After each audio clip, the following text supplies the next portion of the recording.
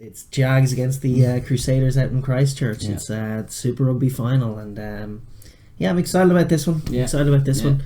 I've been waiting for a long old time for the Jags to finally make it to a final, and they deserve it. They did it in some style. Great style, very impressive, emphatic victory over the Brumbies, who we were bigging up in our preview for saying like they could potentially stymie them out there just based on some of their showing against the Sharks, but it turned out upon reflection in that game against the Sharks was really like their cup final for that team, and they did a lot of good homework on them.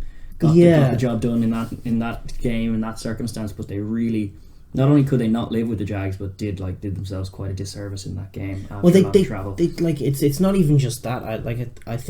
I think stylistically the Sharks worked better for them. The Brumbies are up for the physical challenge, but it was the speed of the Jags game that really did take them out of it. Yeah. A constant changing of direction of attack, and it just, those big guys who had looked so impressive in that game. Arnold's and Arnold's and Sam Carter's, and I know they didn't have Pete Samu, which was a massive loss, obviously, but those two rows in particular were indomitable against the Sharks, but it was a slower pace. It was more bludgeoning and direct, and you got a sense of where the ball was coming every time the Sharks had the ball, whereas the Jags was the exact opposite. Speed and deception. Forced speed of thought, forced speed of movement for them in defence, and then eventually by the second half, even those two boys were falling off tackles, and it was all a very grim losing picture for the Aussies, but completely a result of the Jags' wonderful attacking style and their ability to just take the game away from teams not used to playing at that kind of pace. And like all season long, but particularly the second half of the season, where they've gone, I think they've only lost one game in their last 11 or something along those lines, and sounds about right, yeah. And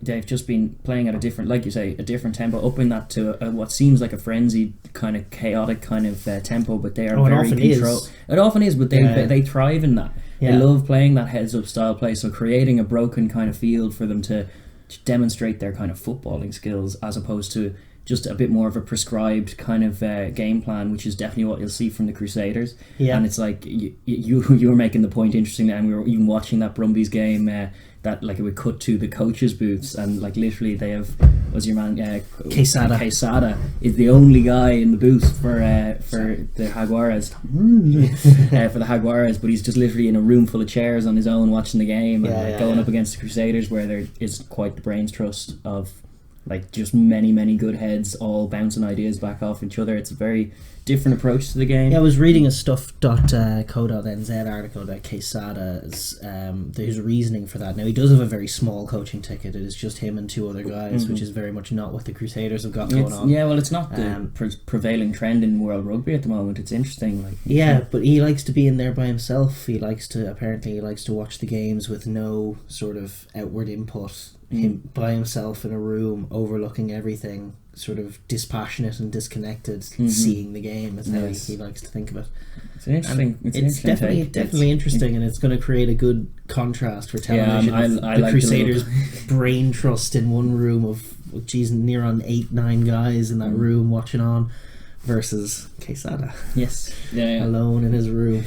It could be a daunting enough challenge in Christchurch to be sure, but you can't but admire what the Jags have done this year, and it's just you can't argue they were they look one of the two best teams in the comp. The league table reflected that in terms of points accrued, and now the final reflects that in terms of who's where. The only unfortunate thing is that the Canes couldn't do them the favour of beating those Crusaders, which they had the chances to do. They were in that game till the very end. Canes were and are a great side and a lot of fun to watch, and TJ Perenara in the form of his life. Absolutely, Crusaders definitely got lucky with that little Sam Whitelock slap that killed true, the game. Actually, that looked very illegal and potentially binnable on Sam White, which would have been game changing. So the Crusaders definitely not infallible.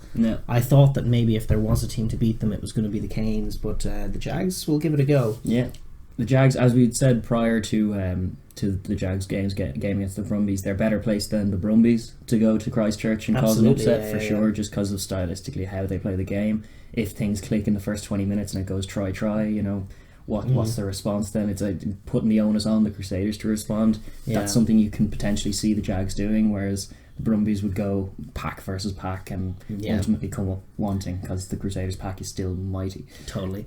From the Crusaders perspective, this is obviously a massive game. It's sort of the end of an era. This has been, like, we don't know what the next years to come are going to bring for the Crusaders, but you feel like there is a bit of a departure. Changing of the guard, there are a few heads going. There's a load of heads going, and it's like you're going to be without Kieran Reid, Ryan Crotty, Owen Franks, Sam Whitelock, Matt Todd, Jordan Taufua. Bit of a spine in that team there, And then obviously you've Andrew Moore and Ronan O'Gara leaving. Bradmore, sorry. And Ronan O'Gara leaving the coaching ticket, with the potential that guys like Scott Robertson could be getting a call up for all black duty sooner than later. Exactly. There's good offers going to be flying in post World Cup to everybody, so there's certainly a potential that more of that backroom staff is going to be gone, and so they've been together more or less as a unit for the last couple of years, and it would be 3 in a row would be real greatness. That's and they are one of the they're great, aspiring to. They're one of the great Super Rugby teams. Yeah. So it's still rare enough, even like 3 in a row in any competition, any of the, it's just a very, very tough feat to accomplish, and they have every chance to do it. It's in Christchurch. They have an opponent that they do know well, although they haven't played them this season, which is a bit of an anomaly, which is curious. It makes it a more exciting final as well. There's so many variables, but it's a team they know well. They know how dangerous they are, but it's a welcome final. It's a good challenge to have to face should they want to achieve that 3 in a row, which they surely do, all of them. Yes. And like the likes of Ronan O'Gara, who's leaving after only 2 seasons, but would love to have an unblemished record when he comes up to the Northern Hemisphere. It would do his confidence the world of good, as well as his probably credentials. That said, the Jags almost have more riding on it. This is what I was going to say, because like, as much as 3 in a row and greatness is one thing to aspire to, like the Jags and Argentina in general haven't, for all their great successes and wonderful style of play, haven't actually won any silverware, of top quality rugby kind of silverware, like in the pro era, no. And like a Super Rugby title would be not. I was going to say unprecedented, but it's not really. This Jags team has always been bubbling there as a potential kind of firecracker, and now this season they've shown what they can do when it clicks, and they are really in the mood to play, and they've looked. So certainly towards the end of the regular season, like the Crusaders kind of had an ease off of a couple of games that didn't go their way. I remember that one out in Suva that the Chiefs beat them. The Chiefs beat them in, and like they've had a few more hiccups, whereas the Argentine side have been like flawless pretty much. Barring the quarter final where there was a bit more stuttering against the Chiefs again. Yeah. But the Chiefs can do that. But they still got that win, and it's if you're talking about precedent set, this would be a remarkable season capped off by a deserved first win. So the narrative makes sense for both, you see. It does. Narrative wise, it's very interesting. Both sides highly motivated. In terms of how the game is going to go, there's loads of different ways to look at it. I mean, the Crusaders D against the Jags attack is just a fascinating little matchup. They're going to have to be obviously physical up front. More of a breakdown presence needed. I think Matt Todd needs a big game. He's been a bit quiet in the knockout. He's been quite quiet. Like he kind of coughed up that Ben Lamb try when TJ got outside him pretty softly in the semi-final. And he's just been, he hasn't been himself at the breakdown. The Highlanders got the better of him in that area as well. And certainly in the absence of Scott Barrett, massive loss in that back line, in that pack rather. The like that physical edge is going to need to be there to stop the Jags getting go forward and just allow them facilitate a defensive width that they're going to need to keep, obviously, to prevent them from getting outside them. But it's width they need, and also 2 in the backfield, probably Moanga and Havili in the backfield, along with a fully wide defence.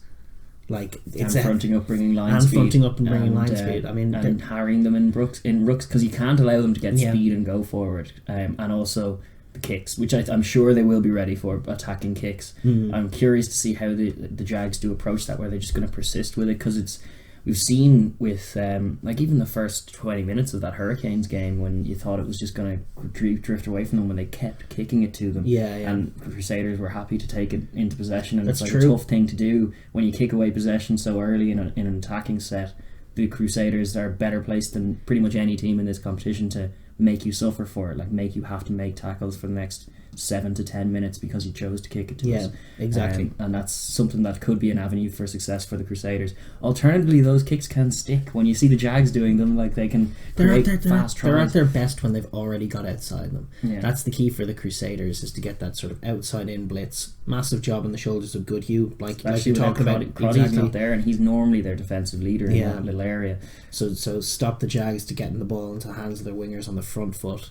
Keep them on the inside, win those collisions on the inside, and then if they choose to kick it, you're ready for it. It's back foot kicking as opposed to front foot kicking. Indeed. And that's massive. That's so good counter-attacking opportunity. Yeah, if you're the Crusaders, that area is massive. And if you're the Jags, you are seeing some avenues for opportunity, because Goodhue's defence has been a little bit ropey. True. If you can get outside him, if you can get your ball into your winger's hands, get Mojano moving forward in a bit of space, attacking Severies, attacking his outside shoulder kind of thing. And there's definite Crusade. Those boys aren't necessarily elite level defenders. The Crusaders outside channel, if you can get to it, and that's where the Jags like to play. Goodhue's kind of struggled in some of the knockout games more so the regular season in defending that area, and Severies, as good as he has been, and he has been excellent going forward, there have been defensive frailties that have revealed themselves just throughout the course of the year. Things like his turn, sometimes his tackling, sometimes his positioning on just last ditch tackling isn't where it probably should be, especially now he's going to the Mojano and Maroney, whoever's going to be on what wing, those boys are going to test dangerous. They're so dangerous. And then with whoever's at fullback as well for them, they have options there too. Their back three options are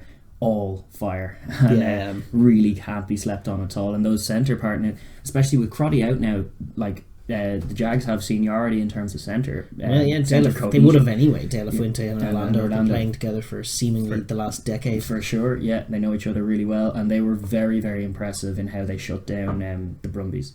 Now, the Brumbies were not the Crusaders, and we've said that before, of course, and they were Lealiafano's positioning and spacing at 10, as well as just the depth, was not right, and it was being called out by actually the Aussie commentators correctly in this instance, rather than just kind of biasly. They were pointing out that they were just manned up one on one and not deep enough, so that the Jags had plenty of time to get in their face, and they were forcing the pass then, which isn't their game. So it was they were impressive in shutting that down.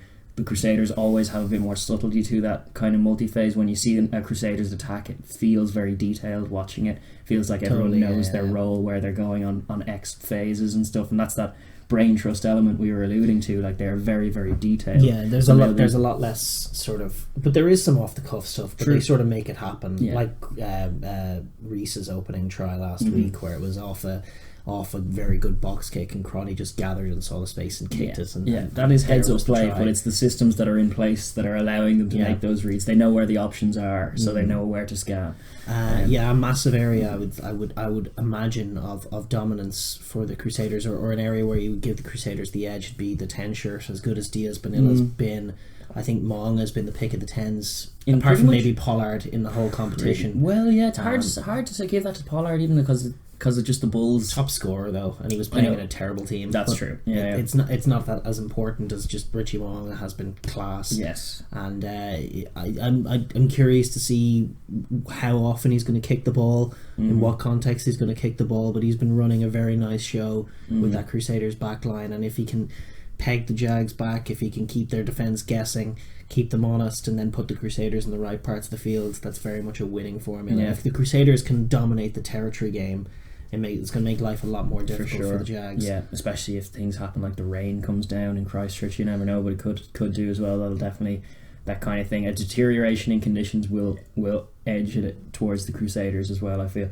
like there's a lot of intangibles pointing in the Crusaders' direction. It can't be understated. Things like the travel as well. Such a factor. Like if you're playing in Buenos Aires one week, you're up on the biggest high of pretty much the season, but also the whole club has never seen a high like that. We won the home semi-final, and now we're going to the final. You have to celebrate that, but then wait to see where it was. Anticipate, be so on board for the Hurricanes, doing them a favour, have them fall short, have to sober up, pack your bag, get on a plane, go to Christchurch, and then face the Crusaders, which is that is such a mammoth undertaking. It can't really be understated how much that's going to tax them, whereas the Crusaders don't have any of that. They have time to rest, recuperate, study some tape, do the detail work, and hope for the rain. It's also it's for me, a lot of it's going to depend on just how focused the Crusaders' heads are, because it depends. Like, if the Jags are not there, they're not there. That's going to be it. If they drop balls, if they fall off tackles, that's a losing picture straight away. Yeah. But the way that they attack, and if you watch most of the tries that they've scored this season, it's just about applying like chaotic pressure on an opposition defence and then exploiting their mistakes. And you saw that even with the opening try after a few minutes last week. It was just a change of direction, back against the grain, a little chip over the top. I can't remember even who it was. One of the loose forwards from the Brumbies was caught on the turn and completely failed to deal with the ball, and then the wingers are just going to attack it. It's that sort of Stockdale, Tommy Bowe from an Irish perspective mindset of just constantly attacking the breaking ball, and that's what works for them. But if you get a very smart, well drilled team like the Crusaders, who are expecting it, who are ready for it, exactly, if they can deal with it and shut down that avenue for the Jags, that may lead to like I said earlier, just those like, instead of the attacking set getting momentum and getting over the gain line, Crusaders deal with it, and now the Jags have to defend for the next 5 or 10 minutes. Exactly. And like, that could very easily be the picture. When the Crusaders get their attacking drive, there's less of that the reliance on opposition mistakes, and more just a consistent hammering of the wall, constant changing and varying of movement and position. Rare to kick it away cheaply as well. They sooner go back into contact and go again than try a speculative chip. Even though, like, Mo'unga has lovely bags of chips in his arsenal, like, and he's not averse to if the blanket defence is coming up in his face too quick, he will chip over the top and stuff like that.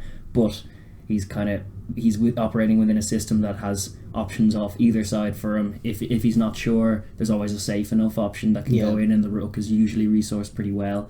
Totally. It'd be interesting to see now who's winning collisions, because those Argentinian guys are very physical and athletic, and they can be very aggressive in periods of the game. Like the pack in the Jaguares pack can do serious damage, but they can do damage themselves as well, because they can get so up for it that they end up being on the wrong side of the law a little bit, and then that'll leaking some penalties. Penalties will kill them. Although the Crusaders have not been saints in that department in that area, no. But like players like Lavanini, who can be absolutely stellar with ball in hand sometimes, but can also look really average while he's like coughing up 3 consecutive penalties at a 60-minute mark, and really lose you a game from there. Certainly, like, in terms of what the Crusaders are trying to do to shut down their attack, it would be massive for the Jags if they could get a leg up in that contact area. I mean, it's going to be tough, a little less tough without Scott Barrett and Ryan Crotty in there, for sure, but certainly tough to get the better of those contacts. But Pablo Matera, Ortego Decio, Guido Petty, I mean, they're very good dynamic players. And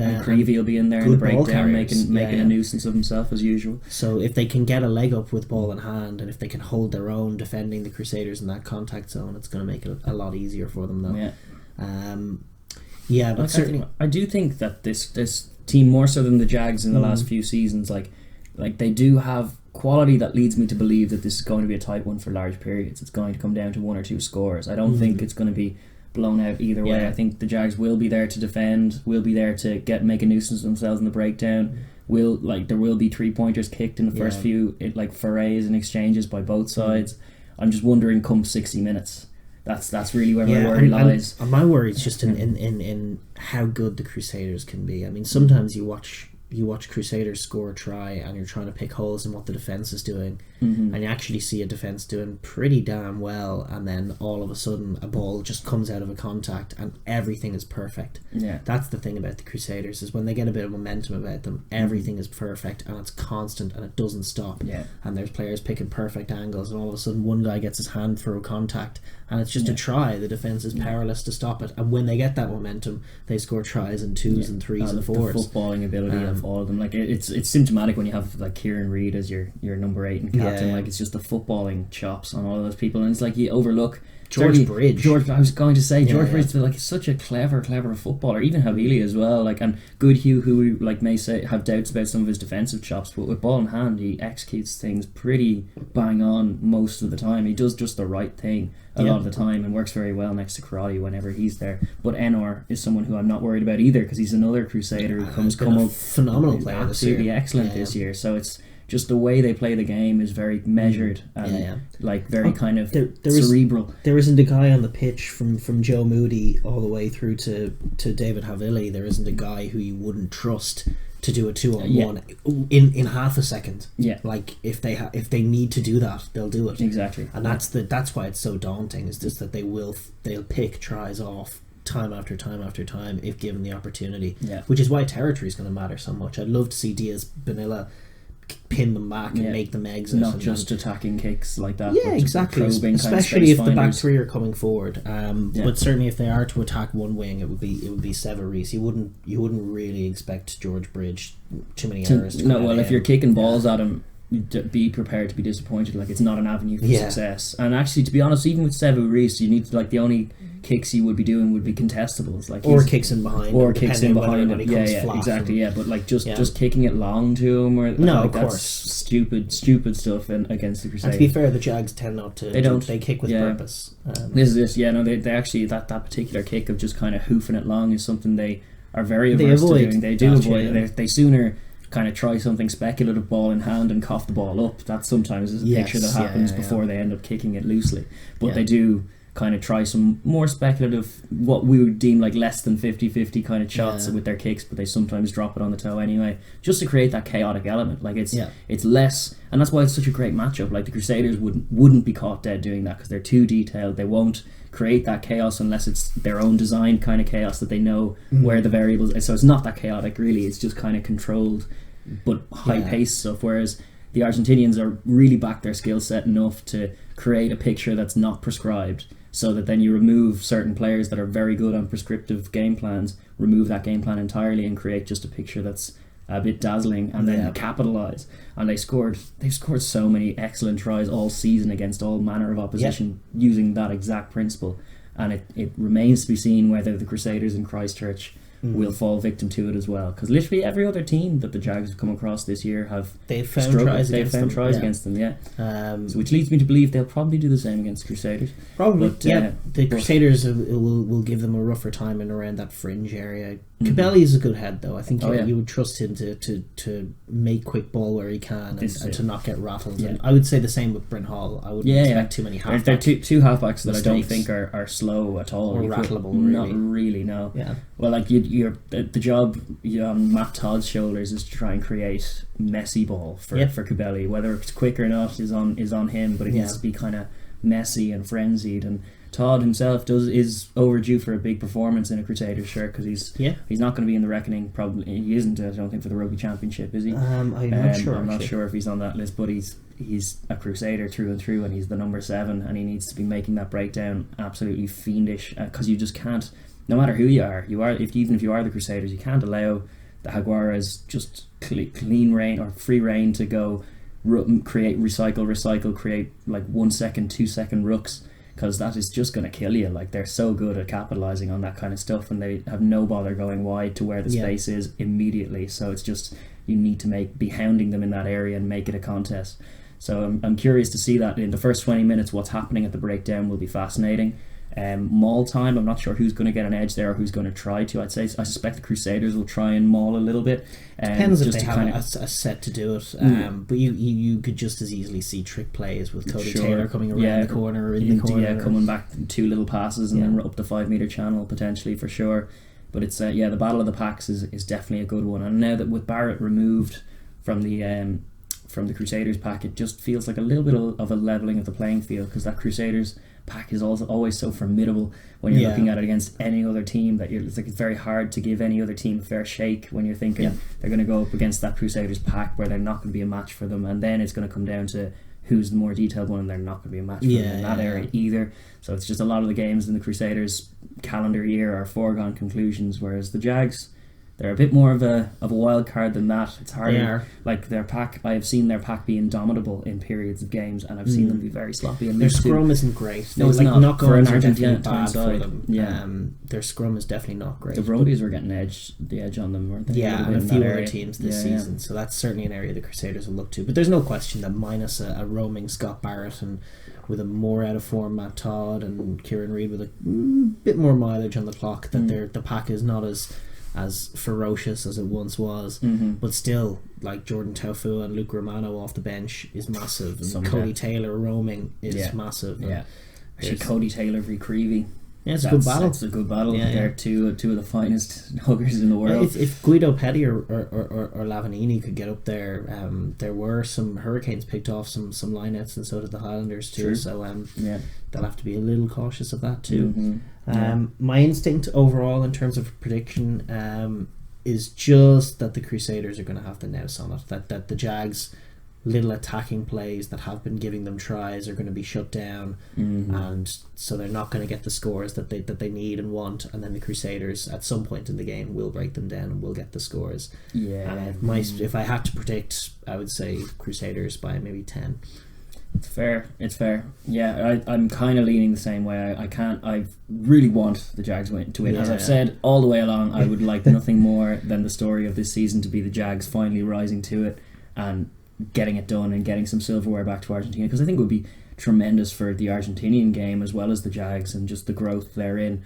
Like, I think it's a beautiful story. I think they play beautiful rugby, the prettiest rugby of anyone, but I do think that Christchurch on a week's notice with a half a world of travel thrown into the mix is probably a bridge too far. And also I do think that the Crusaders will be ready for what they have to bring, as well as being capable of scoring their own tries. And I think once that chaos element is shut down, I'm curious, like, if the pace becomes a little bit slower, then it just won't. I don't see it suiting the Jags at all, and I think the Crusaders are probably capable of changing the tempo of the game enough to suit themselves, certainly in Christchurch, and kind of just frustrate. And even if needs be, the ability to bring on Taufua and Luke Romano, especially in that forward pack. Even Mitch Drummond adds a lot, and that could just be enough to get potentially. But then that, like, I can see both results. I can see if the Jags start really well, like a bat out of hell, and grab a brace or in the first quarter or something, then it's game on. And I firmly believe it's game on and could go either way. I'd still probably just favour the Crusaders to possibly get that done, but overall, if I'm looking at the most likely scenario, it is a Crusaders win. I'm not going to say 10, I'm going to say 5. Okay. But I reckon the Crusaders are going to go 3 in a row, unfortunately. But good for them. Good for Great them. Team. But no, the Jags have something to say about that. They do. I hope they do. I really hope they do. They're such a fantastic team. They are, and they've been a real great credit to the comp. So for sure. Looking forward to it. It's Beauty versus the Beast. This is it. And, that's exactly what it is. On Saturday, the Super Rugby final, so be sure to tune in. Yeah, absolutely. We will be watching, and then we'll be back next week to talk about it as well, and in all its glory. Before we move on from club rugby, the last game of meaningful domestic rugby this side of the World Cup. Side of the World Cup. Yeah, so that's very embrace true. it, enjoy it. It's and what a game to see it all off. Yeah.